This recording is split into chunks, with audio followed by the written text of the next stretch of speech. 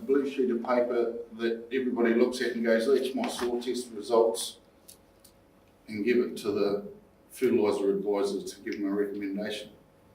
Our big point of difference is we've actually designed you a fertiliser program based on all the soil essential mineral elements. So we've got a clicker here. Yep, the right hand button, that's one away a bit. Yeah. Right hand's forward, right hand down. So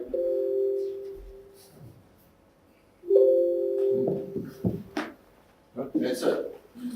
So one of the things we do is we simplify soil testing so that everybody can understand it. I've actually gone to a group of fifth formers and sat down and showed them what we do and why we do it, and they go, oh, that's easy. But you give it to a professional in the industry and they go, I don't understand that. What do you mean? Fifth formers can understand this. So the main thing is never to be scared of the soil and learn to love it. The first hurdle we have to get over is take ownership of it, both chemically, physically, and environmentally.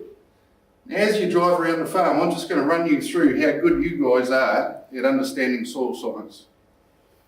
When you're driving around the farm, this is what's going through your head, isn't it? It's a complex set of three-dimensional calculations that you're doing all the time. You're processing the weather conditions, you're processing your lambing dates, you're processing whether you should be bringing hogget mating in and what I might have to do, i.e. do I change my calving date, or do I have to get rid of my 5-year-old so I can squeeze hoggets in?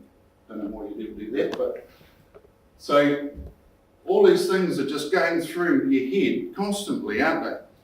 Just ticking away in the background. That's how you're processing information as a farmer to make your day-to-day decisions. And then you get inside at night thinking you've made all your decisions for the day, and you look at the weather forecast and go, bugger, I'm going to have to change all that again. So you immediately start thought processing again. Now, the main thing about farming is it all begins in the soil. All life begins in the soil. Oh, you've got hydroponics, sorry. Yeah. So as farmers in New Zealand, we rely on the soil, and we rely on 2 free cycles. Those are the 2 free cycles that we can tap into. The nitrogen cycle, the only way that nitrogen can be made available for plants to begin the whole food chain is it has to be provided by the soil.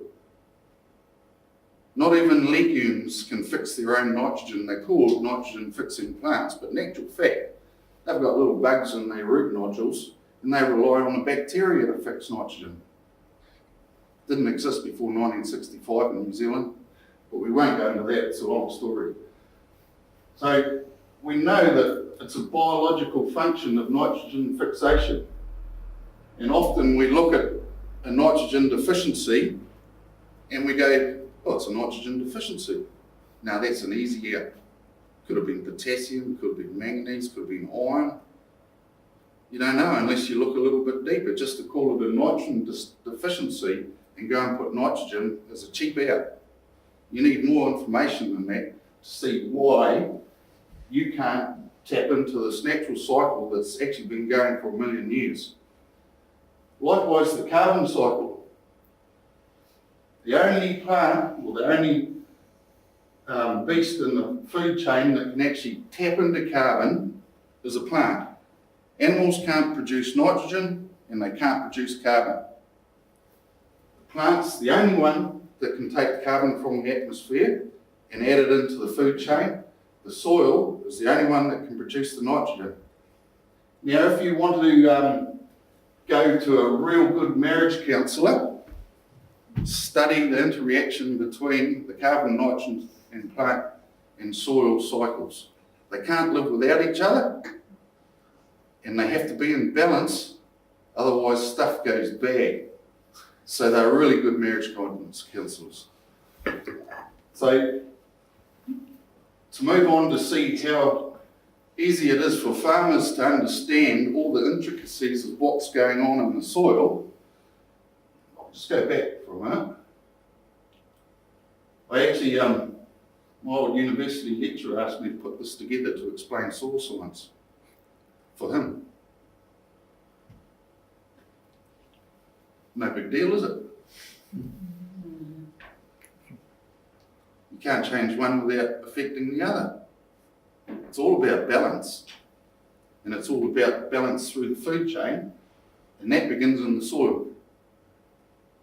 So we don't look at all those elements because they don't all have known quantities and you can't measure them in the soil. Like, for instance, you can't actually measure selenium in the soil. There's plant available, you can only measure it as a total pool. So we can't give you any advice on what's unknown. We only work with the known numbers. So does anybody not understand that? So now you all understand, don't you? Not one hand went up. It's easy, isn't it?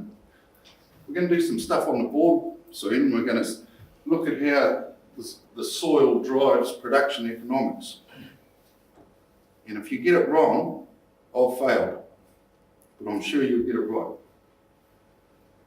So what we do in our laboratory is we look at all the soil essential elements because they've got a role to play, and we measure them. This is a standard model up here, NPKS. There's 16 soil essential elements. There's 4 up there. Who on earth would ever think of such a simplistic idea that think life could exist on 4 elements? I don't know. The thing is, if you put those 4 elements on, and you've got plenty of them, you will grow lots of grass. How many of you are in the business of selling grass? You sell grass? To my animals. You trade. You trade grass for the animals. So nobody actually sells grass, do they? So is the point of growing grass about growing volume, or is it about the economics of growing grass and converting it to something that you can sell? The economics of the food chain until it leaves your farm. So the economics is an animal performance, really, isn't it? Just to say you've grown a huge volume of grass just gives you a feel-good buzz, because you're not selling the grass and you're not selling the soil. It's part of your food chain. And don't forget, humans are at the end of it, and they'll have some say in the future on how they want to eat. So from that, we then start to put all the numbers in. So there's a heap of numbers on here, but what's really interesting is looking at this set down here. It's all in kilograms per hectare. Anybody not know what a kilogram is? Right, anybody not know what a hectare is? Right, we can move on. Anybody know what a milligram per kilogram is? It's concentration. No. Concentration. Yeah, who cares? That's not the language that we farm in, is it? We don't farm in milligrams per kilogram or per litre or whatever. We farm in kilograms in hectares. So what we do is we do the ppms or milligrams per kilogram, and then we transfer it through into kilograms per hectare. This is why fifth form is, what year's fifth form? 11.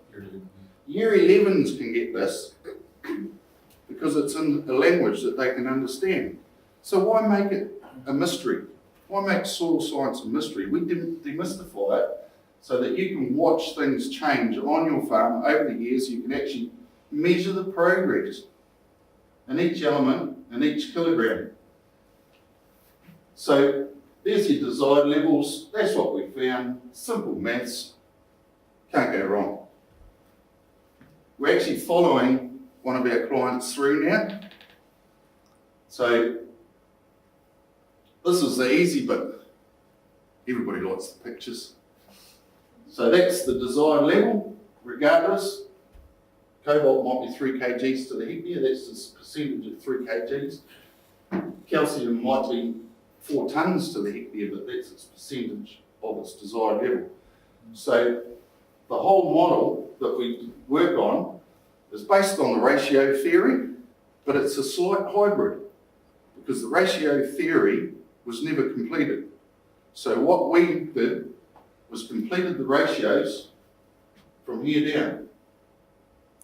Ratio theory, or Albrich's ratios, which is more than Albrich, there's a whole team of them put it together. That dealt with calcium, magnesium, potassium and sodium.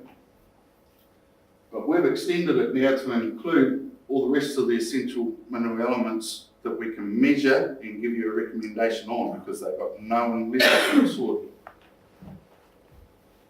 And it's all about the balance. So the model now, we enter all this information into our fancy computer program, and the model's going to get the best performance. We want everything as even as possible, because that's where your animal performance comes in. If you get that even, they're absolutely smoking along. Low death rates, they just behave like animals. They live, reproduce, and produce. So you're saying they're in balance. If they're even, they're in balance. yeah. Yep. But we don't stop there, because the optimum's here. But the computer says we need things in balance so that you get optimum performance, and then start moving through to the cream of the cream, which is right up here, and that's the best you can be. Now, from all that information, we can then just put together your fertiliser program. And that fertiliser program is based on the minerals in each one of those products for that company. We work with quite a few different companies throughout New Zealand, so we have to know if that's 10% cobalt or 20% cobalt. Because if you take that list to another company, you'll get a different prescription, because they've got different mineral concentrations in their products. So we'll go through, and we're up to 2016 now. So we've got some kilogram changes there. So what was that first year? 2011. And things are starting to come up and start to line up a bit. So that once again, we readjust, we reassess, and build a different fertiliser program now, because things have changed. So you might all be thinking, so what's in it for me? Well, once you start putting all these elements into your fertiliser program, it comes down to production economics. So what we're trying to do is create a win-win situation. If we start at the soil and look at deficiencies, and then build it all into there, then your animals are going to perform better. And this is actually based on standard modelling. Say you've got a fertiliser spend of 50,000, and this one's got a fertiliser spend of 50,000.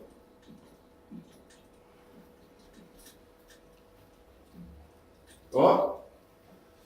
So they're both spending the same amount, but then we start to look at what's happening in the production system as the soil starts to build, and it's a food chain, so the minerals do not stay in the soil, they enter the food chain. They end up in the plants, they end up in the animals, and you start to get progressive results throughout. So we've got farmer B, he farms in the small square. We'll just put a small square, he's an NPK farmer. And we've got our farmer who's farming in a big square. So he's looking at the bigger picture of soil fertility, and he's looking at it long term, because he wants it to be there, intergenerational for future farmers. So what actually happens on farms is pretty simple economics. For every, if we use 1,000 ewes as an example, how much does it cost to copper capture 1,000 ewes? $1,000, $1 each, I think, I don't know. $1 each? Call it $1. So you can have an animal health, you're putting in copper, a lot of people are putting in cobalt, etc. And that's all coming into your animal health, and you've got deaths. I was on a farm the other day that has over 10% deaths in the ewes. So 10% death rate in ewes, what's that value? 23. Everything's huge, yeah. Probably more like 35, but we'll call it 20. By the time you can't sell a hogget because you've got to replace the ewe, etc., etc., etc. So I work on $350 a ewe, twinning ewe that doesn't come through and produce you anything. You've had to feed it, that's opportunity lost. Something else could have eaten that grass and turned it into money. So if you work on, are you happy with 35 grand? Yeah, because it actually gets up there pretty quick once you start looking at it into depth. Yeah, we've got this farmer over here, he's using the big square and he's only losing 2% use. So that's 10%, what's 2%? Well, three and a half. Sorry?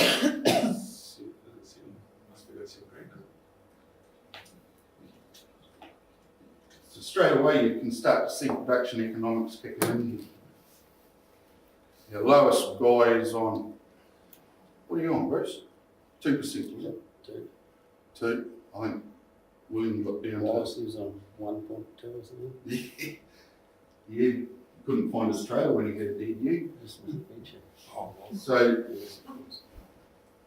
and once you start getting all that soil working for you and these minerals coming through, you can start to eliminate these costs.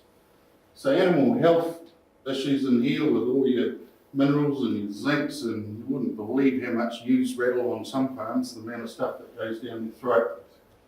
You know, there's an easy 4 or 5 grand.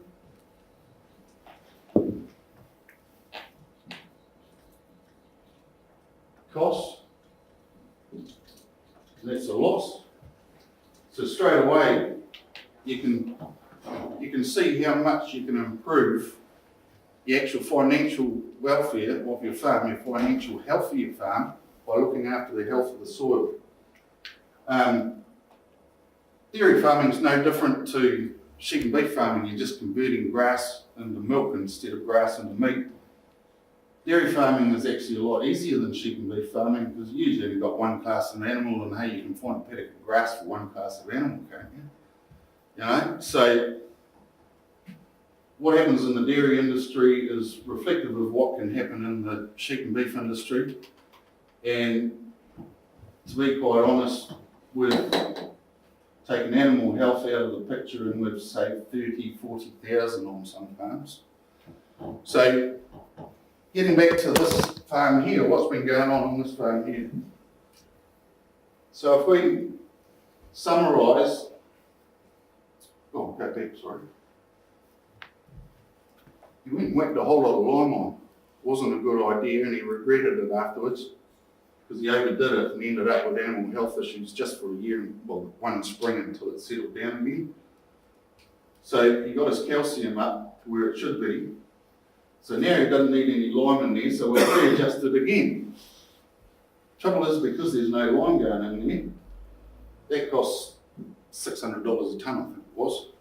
So we'll go back over here to this is our FERT spend. So we've got a budget of $50,000, and how many times do you hear people come up the driveway, and our clients get it all the time? Because once you start getting your magnesiums, they're cheap, and calciums are cheap. Once you get those up there, it starts to get dearer per tonne because we've got more trace elements going in. And so, you know, they're at $600 a tonne. And everybody goes, oh, you'll go broke if your fertiliser costs you $600 a tonne, won't you? Because you can buy superphosphate. How much is superphosphate? 300? 320?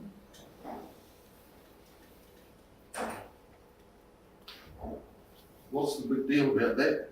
There's no dearer than that, is it? Same price. Production economics state that if you spend 50 grand, you've spent 50 grand. It costs no more to get it right than it does to get it wrong. It's your farm, you drive that dollar value. I had a guy from Taranaki bring up and said, can you come and see me, Ray? And I said, oh yeah, why? He said, oh, fertiliser rep turned up and said my fertiliser bill was going to be $70,000 this year. I go, it's your money. He goes, exactly, come over and see me. He was over it. So you drive that figure, you do your budgets, you work out what you can put back into the soil to grow your soil, and you go and buy the right stuff. That does not drive your fertiliser budget. You do. That is no cheaper than that, because you had a budget of 50,000, right? Anybody not get that? It's just your rate change. No? Yeah, your rate changes, of course. You can roughly put on half the amount of that and twice the amount of that, 50 grand, don't you? But if you're not getting any result in your production system, what was the point of spending the 50 grand on a cheap $320 product? Production economics don't work like that. So, we'll get back to Graham's farm here. And here we've actually seen, so this is the 3 years lined up in a row, just in kilograms per hectare, so that you can get a bit of an appreciation of what's been going on in the farm. So we can see by this, he's had some little dip here in pH, and then he's whacked his lime when he got it up to 6.3, notwithstanding the fact that he caused some pretty major issues on his farm for that spring. So, yeah, he hung his head and said that was a bad idea, wasn't it, Ray? And I said, I hate to say so, mate, but I did tell you. So, with loss on ignition, so this is your carbon store in the soil. This is a total amount of carbon in the soil. It's not the bioavailable carbon. We stick with the loss of ignition because it's just the bulk carbon store in the soil. Your bioavailable carbon will go up and down with the biological function. Spring it'll reach your peak, and then it'll tail a bit in summer and peak up again. So as we go down through all these, we can just see changes in kilograms per hectare across these elements. Some have dropped. We see as phosphate, the breakpeak 2 is the secondary available phosphate in the soil, so it's like your backup phosphate. It's the reserves on the bench ready to come on the field.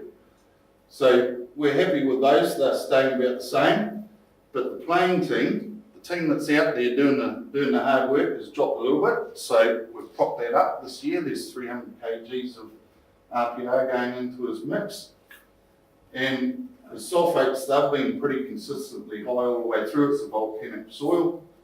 Boron's about the only one that's dropped, and that's really interesting, because often it should be going the other way, but the computer picks it up and just puts more in, because it's trying to drive it up to the optimum. Iron, it's done a little equal, and it's back, that's still in surplus, so we're happy with that. Manganese is coming up all the way through, copper, zinc, cobalt's coming up all the way through.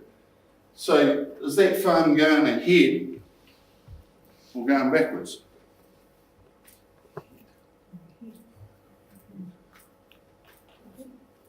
The numbers are right, eh? It's going up for you. Yeah, it is, isn't it? Pretty much. So So the graphs of the blue columns before have all moved up towards that yeah, optimum now. yeah, we've had a couple go down, the phosphates drop. Yeah. Boron's dropped a little bit. So now we've reweighted those at a heavier rate going on. So, but what's interesting on the farm and what all our clients get is the fact that this animal health thing and production. So I'm going to do another little interesting exercise on averaging. I just thought of this the other day, so if you reckon it's a load of crap, just tell me. So we've got 1 to 10 up here, 1, 2, 3.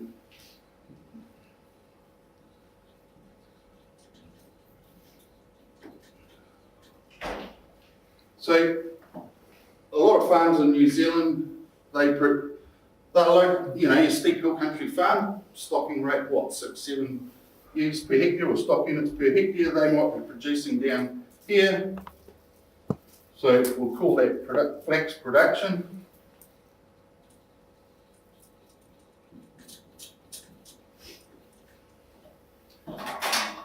Green cost of production. This is where you make money out of farming.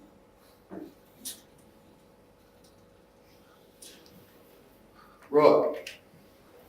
So you'd assume, wouldn't you, that the average farm would be sort of sitting in the middle here with a production level about there, and once again a cost of production about there. And you got a good class of land where guys can stock really highly. Now right up here, production at that level, and then you look at the costs, because they're cropping, putting in all these crops, they're spending money as fast as they're making it.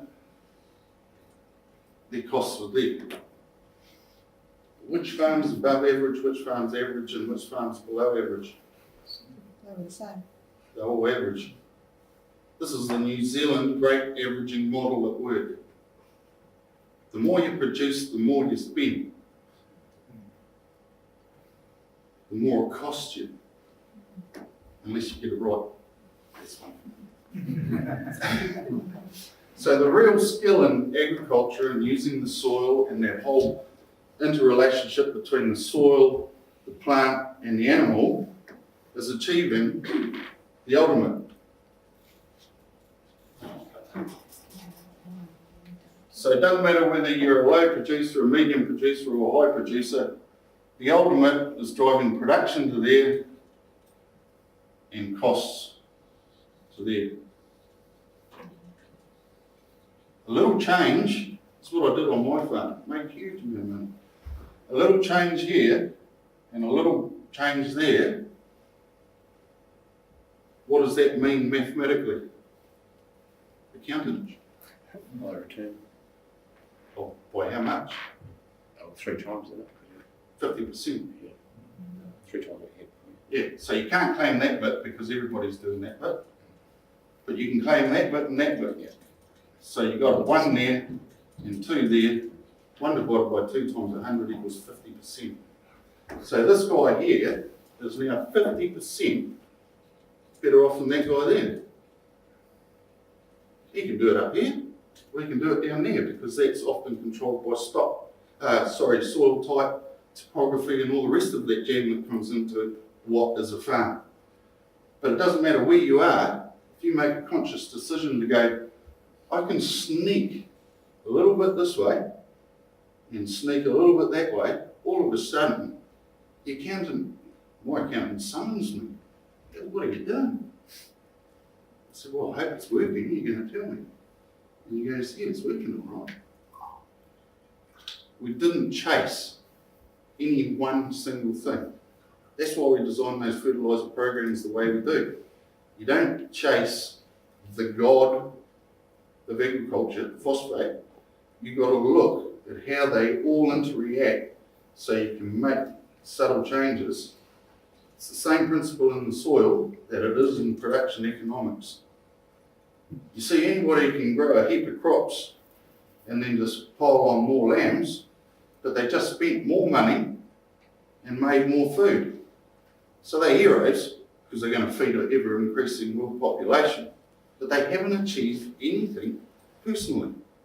They've worked harder, but they haven't got ahead. They're still average. Production Economics 101.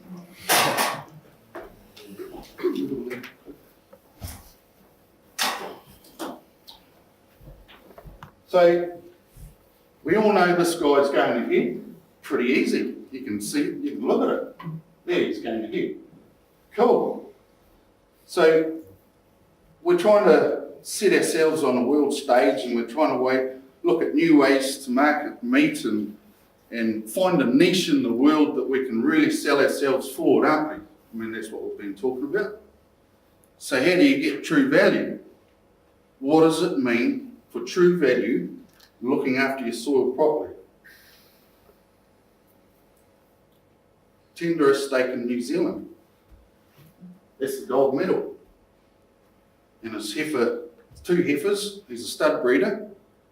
He sent his 2 cull heifers off to the Stake of Origin competition. So he got a gold and a bronze.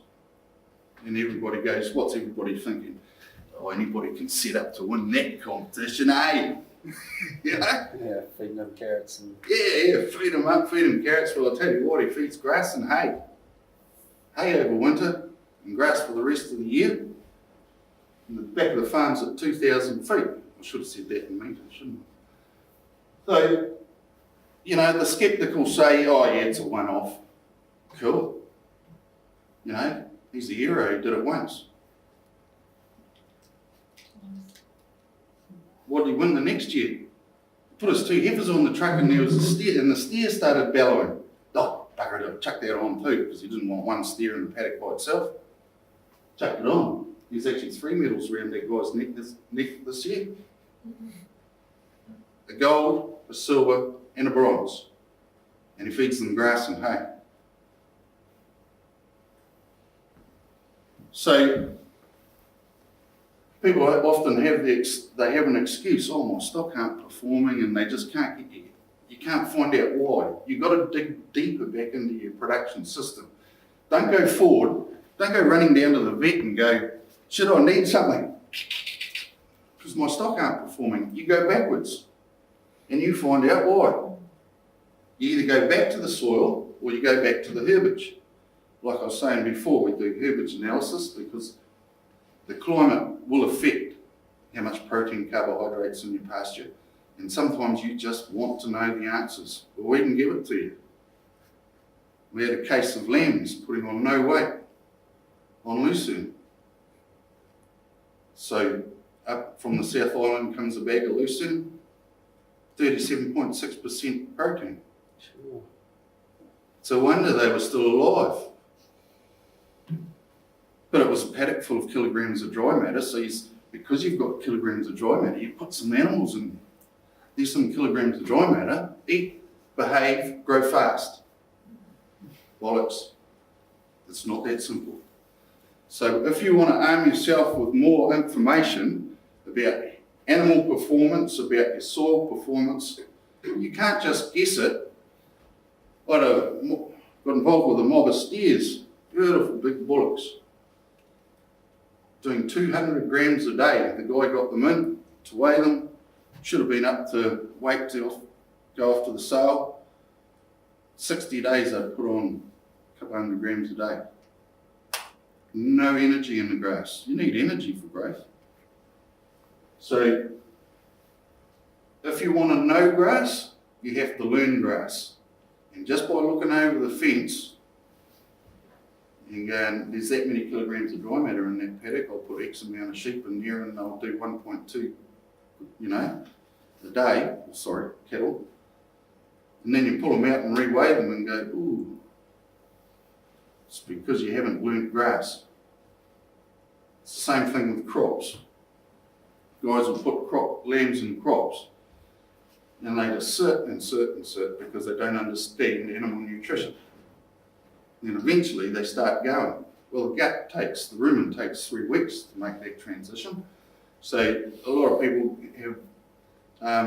get a little bit disappointed about crop performance. Well, it's not the crop, they just haven't understood that the animal can't handle the crop and haven't measured what's in it.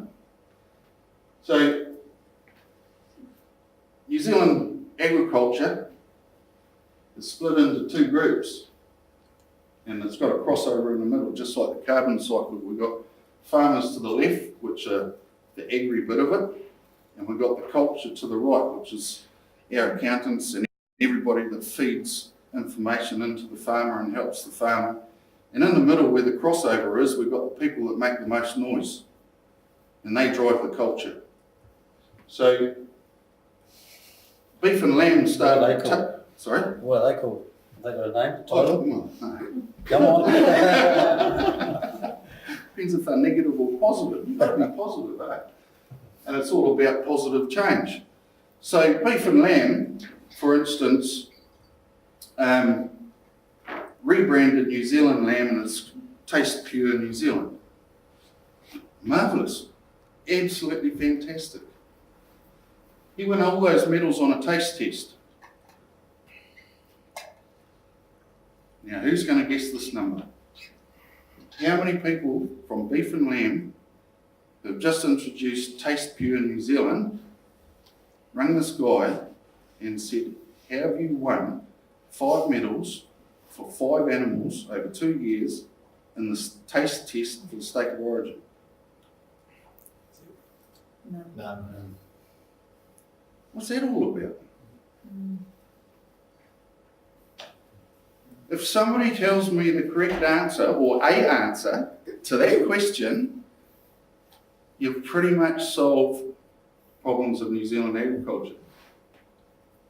Why did nobody ring him and go, mate, that's incredible. 2 years in a row, every animal you've put in the state of origin competition was picked for a medal from a blind taste test. Why did nobody ring him?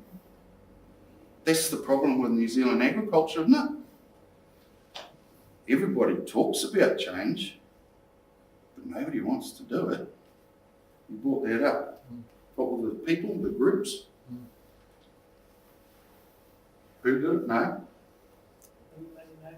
Yeah, some other four people, yeah. Somebody, everybody, nobody. Yeah, somebody, everybody, and nobody. Yeah. All 4 of them forgot to ring him. No, nobody rang him. Yeah, oh yeah, true. Not a bit slow.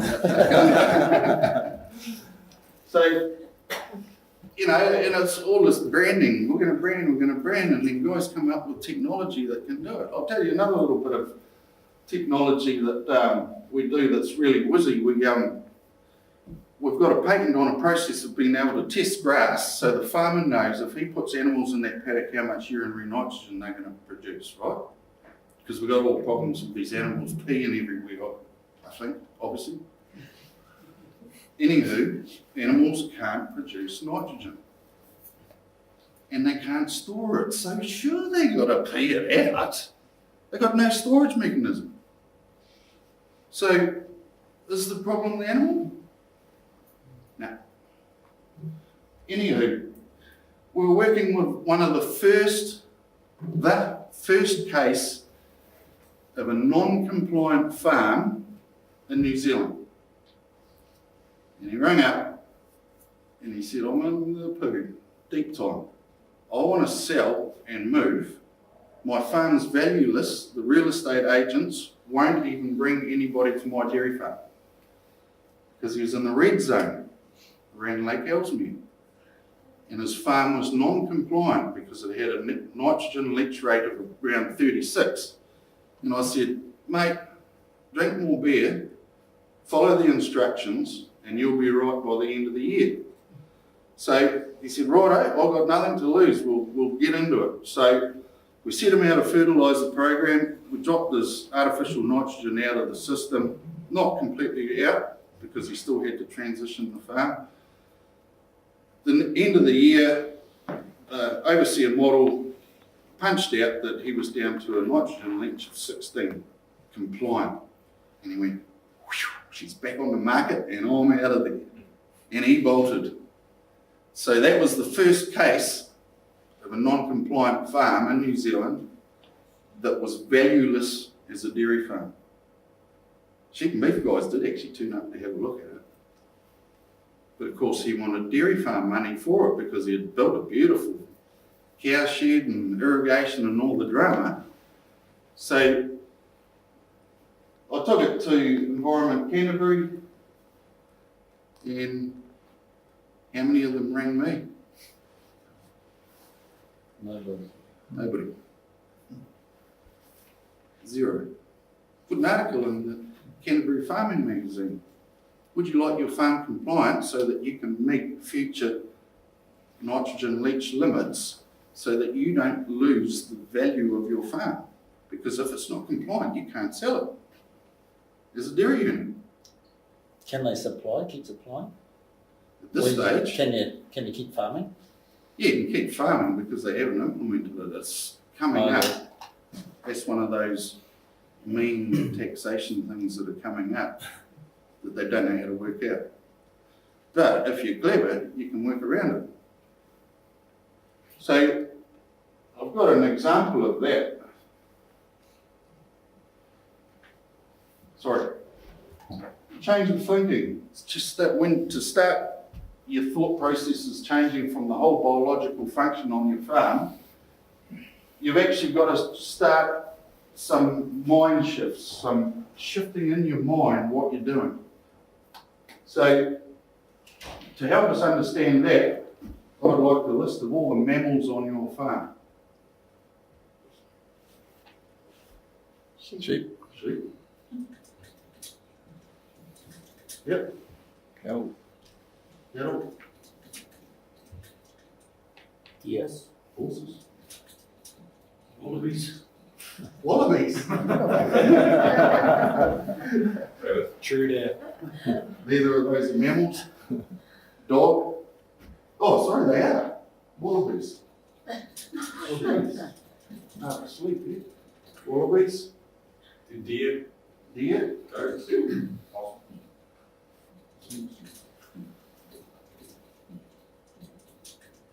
You forgot your best mate. Hubby. Oh, yeah. humans. Are you sure they're at the Who does all the work on the farm? Dog, That's yeah. right. So they're all mammals. One of the first jobs you get on as a kid on a farm is feeding animals, isn't it? Even kids know that you feed different mammals differently at a young age. You don't feed a slice of hay to the dog. It'll have a good sleep, but it'll go hungry. You don't chuck half a leg of lamb or old ram over the fence into the horse paddock. Waste of time, isn't it? But they're all mammals, aren't they? What are these? Well, they're all plants. Every one of those is a different animal. So in our computer model, we have to know what plant you want to grow, and then we aim to optimise the soil fertility for that plant. Those blueberries, when we started on that orchard there, they were producing at 1.2 to 1.5 kgs a bush on 30 to 35-year-old plants. Within a couple of years, they were doing 12 to 15 because we fed the animal right. We targeted the plant with its requirements. That bowl of strawberries happens to be another one of our clients. They grew the blueberries too. Voted the best strawberries in New Zealand. So were those cattle beasts, because believe it or not, here's a light bulb moment for you. Humans can taste soil fertility because it's more nutrient dense. That's a long story, but we've tested all that. So all these different crops, your grass pasture, that's a bit hard to see, but that's red clover for hay production, lucerne, clover ryegrass based pasture, winter crops. They're all a different animal, and they all have slight variations on what their needs and wants are. So, I better keep moving. This is the room and nitrogen utilisation program I was telling you about. That's a whole lot of numbers. But if you want to get into studying how you are feeding the animal, you have to know the numbers. You've got 1,000 lambs doing 100 grams a day and you want 1,000 lambs doing 400 grams a day, you have to start being a bit more of a nutritionist. So what we can work out from that is how efficient you're feeding the animal. So these animals here are going to urinate more nitrogen. They're going to have an associated animal health problems associated with high nitrogen intakes and low energy. I'm going to go through this pretty quick because this is an add-on to our main core business. So from those numbers, we can now work out how to balance up that animal's diet. So everybody goes, kibble crushed maize, oh, I'm not going to feed kibble crushed maize. No way. I said, well, you just feed some hay. Hay's energy. Maize is energy. It's all about high energy, low protein to balance out the high protein in the pasture. So the computer actually just goes in and goes, what's the perfect world going to look like? And then we decipher the perfect world and go, well, you've got a bit of this and you can buy a few bits of this and chuck in a tub or chuck it on the silage or whatever you've got. So it's just what tools you have around you. I mean, you don't have maize down here anyway in Southland, barley, isn't it? Or oats or anything. So it's just, that number is just the perfect world. And a lot of our guys, they don't go to the perfect world because they know their economic response to getting their animals up and performing really well is they only have to feed 10, 15, 20% of that. And it's enough to get the animal, get that needle swung back up. As long as you're in the green, I mean, don't ever try and farm in the perfect world because you just go insane. As long as you're about right, you'll get the economic response that you need. So, getting the efficiencies through the soil, pasture and animal, we ran this program on a dairy farm back in 2014. And they didn't do anything for that herd. They adjusted this herd, and over a 60-day period, they decreased the urinary nitrogen by 1.3 tonnes, and that farm up by 380. How do we know that? Fonterra tests for it. So Fonterra tests for milk urea, which is directly related to urinary nitrogen. So we could use our model and use Fonterra's numbers to equate how our model was working. That's why we got a patent on it, because it worked. So when we're talking about, and the catchment lady's gone, but when we're talking, these are actual feeds that we've received through the lab. These are both in the same year. So I've just done a few rough calculations here. So for every 1,000 cows, there's a surplus of nitrogen on this farm, and they're urinating 4.5 tonnes of surplus nitrogen over and above what they should be, because there is an optimum. This 1,000 cows are only producing 791 kilos over and above the optimum. So do we have a problem with urinary nitrogen in New Zealand? No, we have a problem with knowledge and understanding. The cows don't have a problem because they don't produce nitrogen. They can't produce nitrogen and they can't store it, nor can your sheep. So the cows don't have a problem. So what's driving it going up? Driving too high protein levels in the pasture. What drives that? Yep. Too much nitrogen in the nitrogen carbon cycle. So we're not relying on natural nitrogen fixation to come on board as the soil temperatures warm up. We're just chucking it on and going, oh, I'm going to calve 2 weeks earlier to get more days of milk and chuck more cows on. It's called moron farming. Yeah. Just do more and you'll make more. This fellow here, he fell into that trap, didn't he? He thought he was going to make his fortune, but he fell into the trap of being a moron farmer. He just did more, didn't make more. This stuff. He just worked harder and did more. Yeah, it's the margin.